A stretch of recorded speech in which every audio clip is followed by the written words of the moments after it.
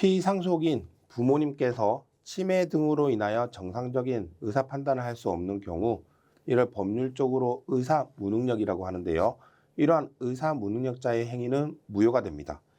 상속과 관련한 소송을 하다 보면 피상속인, 즉 부모님께서 생전에 한 증여, 유증, 그리고 유언대용 신탁과 관련하여 우리 부모님이 치매에 걸렸기 때문에 무효라는 주장을 많이 보게 되는데요.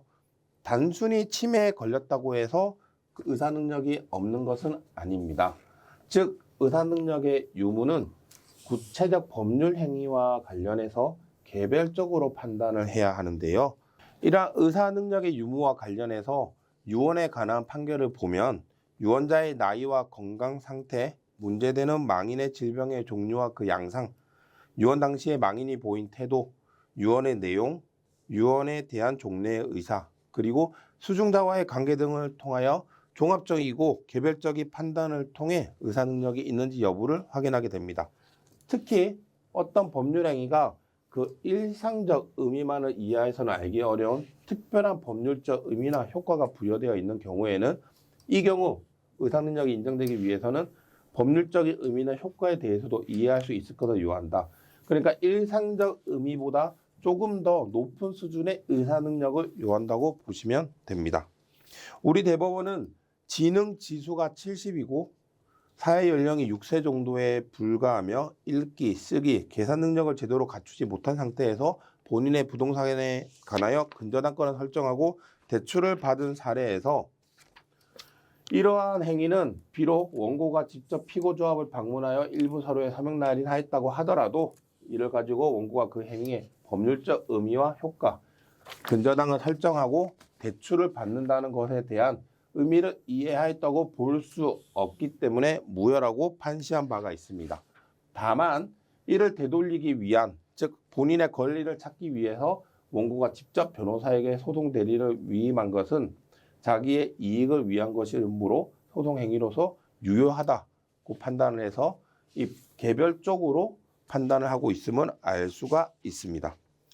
이러한 의사 능력이 있는지 유무는 만약 피상속인이 생존해 계신다면 피상속인에 대한 정신 감정을 하거나 혹은 직접 재판에 출석해서 판사님이 피상속인에 대해서 신문을 하여 의사 능력 여부를 확인할 수 있는데요.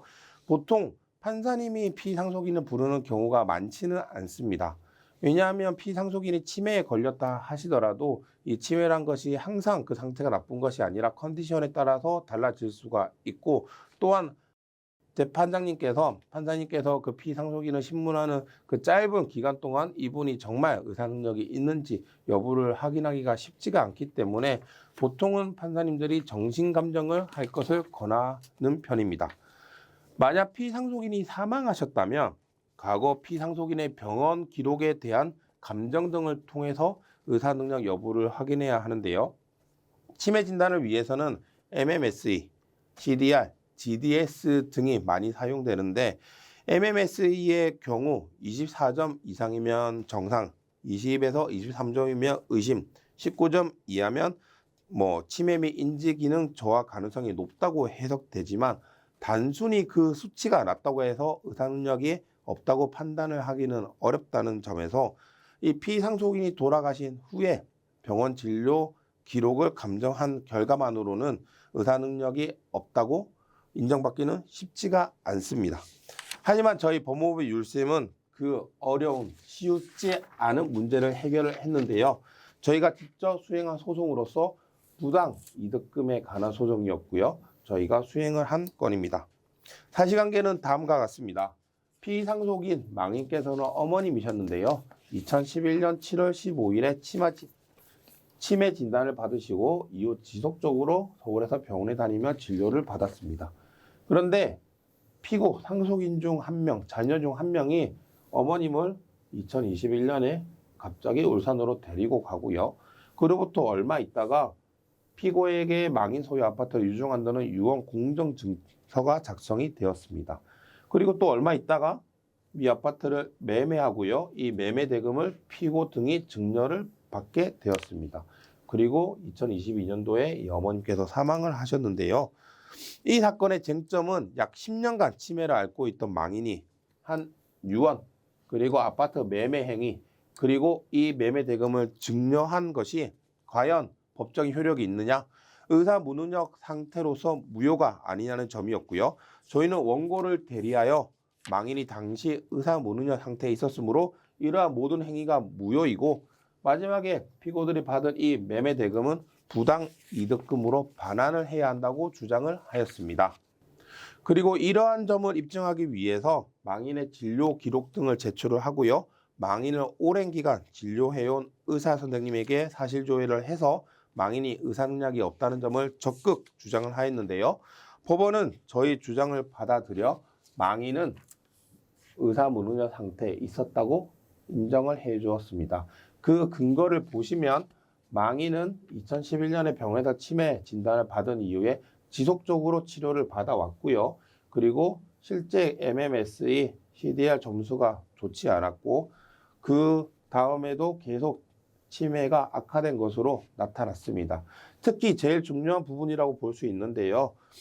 이 망인 어머님을 10년 넘게 진료를 해온 의사 선생님에 대한 사실조회에서 정상적인 인지력과 예기력으로 자기 행위의 의미나 결과를 판단할 수 있는 정신적 능력과 지능을 가지고 있다고 생각하기 어렵고 망인이 법률 행위를 독립적으로 할 수 있는 의사 능력, 인지 능력, 판단 능력이 있다고 보기 어려우며 그 2021년 마지막 진료한 이후에 망인의 치매 정도가 그 당시보다 더 안 좋아서 가능성이 높다. 이건 뭐 치매의 특성상 당연하다고 볼 수가 있겠죠. 이러한 사실조회 결과에 따라서 망인은 의사 무능력 상태에 있었다고 인정이 되었고 저희가 전부 승소를 할 수 있었습니다. 아까 말씀드린 대로 피고가 망인의 부동산을 매매하고 그 매매 대금을 증여받았기 때문에 이 소송은 부당이득 반환 소송, 즉 다른 상속인들이 본인이 받아야 될 상속분만큼 못 받은 것을 내놓으라는 소송이었고요. 그래서 각각 피고는 이렇게 지급하라고 하였습니다. 의사 무능력과 관련한 소송은 사실 쉽지가 않습니다. 특히 피상속인께서 사망하신 이후에는 병원 기록 등에 대한 감정을 해서 이 의사 무능력 상태를 밝혀야 되지만 그러한 것만으로 100% 의사 무능력이 인정되지 않는 경우도 많습니다. 그렇기 때문에 이 의사 무능력을 확인받기 위해서는 다양한 방법과 다양한 시도를 해서 저희 주장을 관철시킬 필요가 있습니다. 혹 이러한 의사 무능력과 관련하여 상속 분쟁을 겪고 계시다면 언제든 저희 법무법인 율세무로 연락 주셔서 도움 받으시기를 바랍니다. 감사합니다.